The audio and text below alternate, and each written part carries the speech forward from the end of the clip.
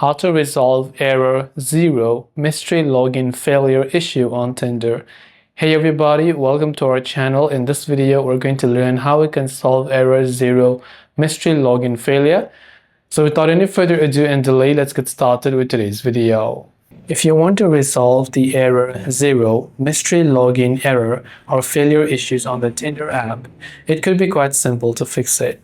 Now there are a couple of things to keep in mind. This issue could sometimes be occurring due to a slow internet connection. So if you're using Wi-Fi, you can try to switch to cellular data or vice versa and see if that helps you solve your problem. If that doesn't, if you're using Android, long press the Tinder app icon, tap on the eye icon to come to your app information page. From here, simply scroll down to storage, tap on clear cache to clear the cache files and also clear the data, which will reset the app. Lastly, you want to go to your Play Store or your App Store, search for Tinder, check if the Tinder app has an update, and if it does, make sure to update it to the latest version.